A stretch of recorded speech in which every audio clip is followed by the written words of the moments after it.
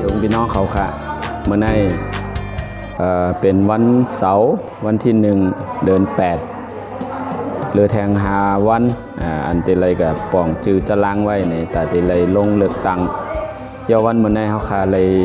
คบใส่สาวไต้อ่อนเตย้อนถามมาน้องดาวมาเหตุการณ์สังมาอยู่ในเมืองไทยเป็นจึงหือในนอเขาเตย้อนมาตรงตักว่ามาอยู่เมืองไทยหลายปีเป็นจึงหือไว้พ้องในค่ะเนาะมาถ่อมตัวค่ะเตเลยมาหูจักตัวมาเจ้าค่ะ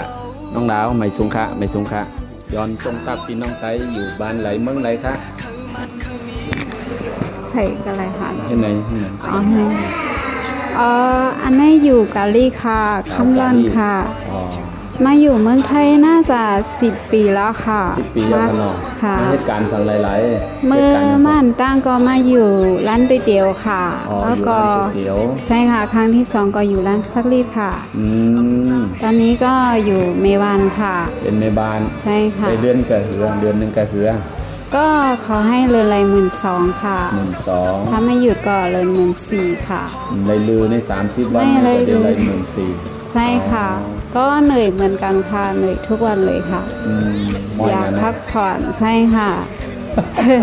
มอยน่ะก็ไม่ลือใช่ค่ะที่ทางใกล้เพราะแถวนั้นโดนเลยส่งปันโอเมียก็ต้อนพับขามไปก็ใช่ค่ะจอยหรือปีน้องค่ะจอยหรือปีน้องเงื่อนคำนำแต่หน้ากับจอยหรือปีน้องโมได้กับเฮ็ดเพื่อนใหม่ก็เพื่อนก็สร้างย่อค่ะโอ้กัดแขนพี่น้องเขาตัวขนาดแต่ก็เมื่อเร็วก็ต้อง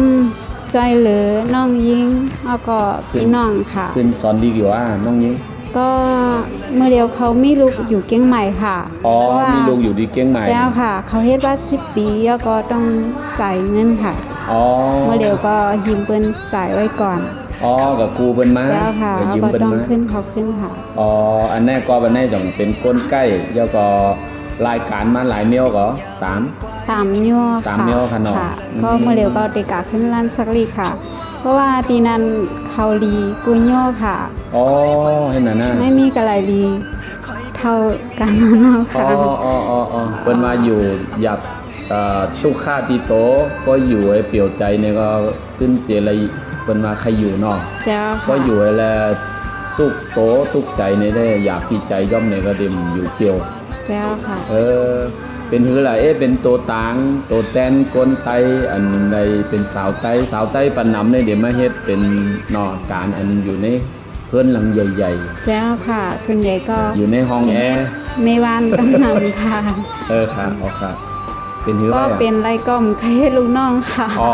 ให้น่ะอยากจะมีธุรกิจเป็นของตัวเองอะค่ะแต่ก็ก่อนถึงจุดนั้นมันก็ไม่ง่ายค่ะมันก็ยากเหมือนกันค่ะค่ะเราร้อยๆหน่อยให้สั่งก็โหลคัดใจค่ะเนาะใช่ค่ะกอบสั่งในกอบเ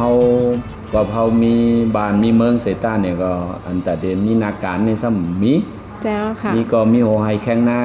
เจ้าค่ะเฮ็ดก็เลี้ยงต้องไงแต่ที่ขายก็ซ้ำมีนอกกาขันสูงเจ้าค่ะคนใต้เฮาอย่างไรมาเป็นลูกจ้างอยู่ในเมืองไทยปะนำน้องดาวก็เป็นก้อนนึงเนาะอันมาเป็น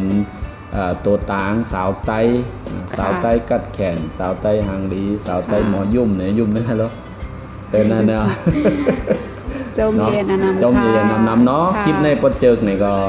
แชร์ปันพี่น้องไต้นี่อยู่กันไรก็หมออยู่หมอเฮ็ดหมอกินเป็นลูกจ้างอยู่ที่ไรก็เป็นคนดีความนั้นเนี่ยเฮาย้อนเอาคลิปในมาส่งปันแห้งใจพี่น้องไต้สาวไต้ค่ะต้องสู้ไปเลยกันค่ะไม่สูงค่ะเนาะไม่สูงค่ะอาจารย์ค่ะลื่นสุดในย้อนฝากตอนพี่น้องเขาพอไผใครมีกลางใจใครเขาคากะแยกวิดีโอเป็นป้ายอยู่ว่าตั้งหยับผืดจึงหือในเขาคาเดียวมาออกในคลองอินเลิฟไทยชาแนลอะไรปันเอ็นปันแห้งมันในย้อนให้พี่น้องเขาอยู่ดีมีเงินเหตุการณ์สังก็เฮ็ดให้พอเต็มอกเต็มใจให้เลยเงินให้เลยคำอย่าไปให้เปิ้นแลนเฮาเปิ้นเฮาก็อย่าไปแลนเปิ้นค่ะเนาะไม่สงค่ะ